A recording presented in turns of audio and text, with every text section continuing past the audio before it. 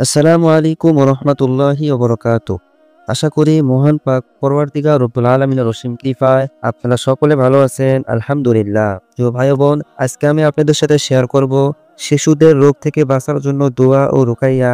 নবী সাল্লাল্লাহু আলাইহি ওয়াসাল্লামের শেখানো কিছু চিকিৎসা পদ্ধতি, শিশুর সুস্থতার জন্য আরো কিছু ইসলামিক টিপস। প্রিয় ভাই ও বোন, আপনারা আমাদের ভিডিওগুলো মনোযোগ দিয়ে না দেখা এবং লাইক কমেন্ট না করার কারণে ইউটিউব মনে করে এই ভিডিওগুলো ফালতু ভিডিও। এই কারণে ইউটিউব এই ভিডিওগুলো মানুষের কাছে ছড়ায় না, যার কারণে আমাদের পরিশ্রম বৃথায় চলে যায়। প্রিয় ভাই ও বোন, হাদিসে এসেছে বাল্লিগু আন্নি ওয়ালাউ আয়া, অর্থাৎ আল্লাহর রাসূল সাল্লাল্লাহু আলাইহি ওয়াসাল্লাম বলেছেন, আমার পক্ষ হইতে একটি বাণী হলেও পৌঁছিয়ে দাও। তাই ইসলামিক ভিডিও দেখার সাথে সাথে লাইক করবেন, কমেন্টে আল্লাহর প্রশংসা যা পান লিখবেন ইনশাআল্লাহ, এবং চ্যানেল সাবস্ক্রাইব করে পাশে থাকা নোটিফিকেশন অন করুন, যাতে করে আমি ভিডিও ছাড়ার সাথে সাথে সবার আগে আপনি পেয়ে যান ইনশাআল্লাহ। শিশুরা অসুস্থ হলে বাবা মা খুব চিন্তিত হয়ে পড়েন। ইসলাম আমাদের জন্য শুধু ইবাদত নয়, বরং সুস্থতার দিকেও গুরুত্ব দিয়েছেন। নবী সাল্লাল্লাহু আলাইহি ওয়াসাল্লাম অনেক রোগের চিকিৎসা ও প্রতিরোধের উপায় শিখিয়েছেন, যা শিশুদের সুস্থ রাখতে সাহায্য করবে। কোরআন ও হাদিসের আলোকে কিছু সহজ ইসলামিক চিকিৎসা পদ্ধতি জানাবো ইনশাআল্লাহ। প্রিয় ভাই ও বোন,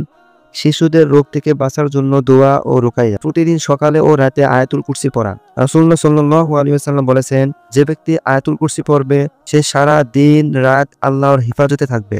বুখারী 3275। সূরা ফালাক ও সূরা নাস। শিশুদের নজর বা বদদুয়া থেকে রক্ষা করতে এই দুটি সূরা পড়া গুরুত্বপূর্ণ। তিরমিজি 2058। প্রিয় ভাই বোন, শিশুদের জন্য বিশেষ দোয়া। নবী সাল্লাল্লাহু আলাইহি ওয়াসাল্লাম হাসান ও হুসাইন রাদিয়াল্লাহু তাআলা আনহু এর জন্য পড়তেন, আউযু বিকালিমাতিল্লাহি তাম্মা মিন কুল্লি শাইতানিন ওয়া হাম্মা ওয়া মিন কুল্লি আইনিন লাম্মা। বুখারী 3371। পদ্ধতি: প্রতিদিন সকালে ও রাতে এই দোয়া পড়ে শিশুর মাথায় ফু দিতে পারেন। প্রিয় ভাই ও বোন, নবী সাল্লাল্লাহু আলাইহি ওয়াসাল্লামের শেখানো কিছু চিকিৎসা পদ্ধতি। কালোজিরা। রাসূলুল্লাহ সাল্লাল্লাহু আলাইহি ওয়াসাল্লাম বলেছেন, তোমরা কালোজিরা ব্যবহার করো, কারণ এতে মৃত্যু ছাড়া সকল রোগের জন্য নিরাময় রয়েছে। বুখারী 5687। ব্যবহার: সর্দি কাশি হলে 1 চিমটি কালোজিরা গরম পানির সাথে খাওয়ানো যেতে পারে। শিশুর গায়ে মালিশ করতে কালোজিরার তেল ব্যবহার করা যায়। মধু।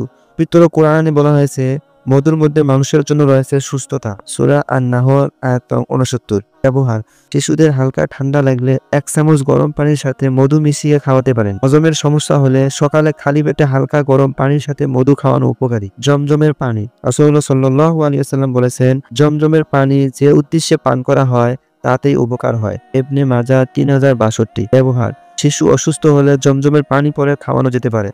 আয়াতুল কুরসি ও সূরা ফাতিহা পড়ে জমজমের পানি খাওয়ালে উপকার পাওয়া যায়। আজওয়া খেজুর। রাসূলুল্লাহ সাল্লাল্লাহু আলাইহি ওয়াসাল্লাম বলেছেন, যে ব্যক্তি সকালে 60টি আজওয়া খেজুর খাবে সেদিন তাকে বিষ ও জাদু ক্ষতি করতে পারবে না। বুখারী 5768। ব্যবহার: শিশুর দাঁত ওঠার সময় শারীরিক দুর্বলতা হলে খেজুরের রস খাওয়ানো যেতে পারে। নবজাতকের মুখে রাহনিক করতে খেজুর চিবিয়ে দেওয়া সুন্নত। প্রিয় ভাই ও বোন, শিশুর সুস্থতার জন্য আরো কিছু ইসলামিক টিপস। সকালে ও বিকালে 3 বার করে বিসমিল্লাহিল্লাযী লা ইয়াদুররু মা ইসমিহি শাইউন ফিল আরদি ওয়ালা ফিস সামাই ওয়া হুয়াস সামিউল আলিম দোয়া পড়ানো। শিশুর শরীরে ঝাড়ফুঁক করা, রুকাইয়া, সূরা ফাতিহা, আয়াতুল কুরসি, সূরা ফালাক, নাস পড়ে ফু দেওয়া। নিয়মিত উযু করা ও পরিষ্কার পরিচ্ছন্ন থাকা। বেশি বেশি দোয়া করা। হাসবুনাল্লাহু ওয়া নি'মাল ওয়াকিল বেশি বেশি বলা।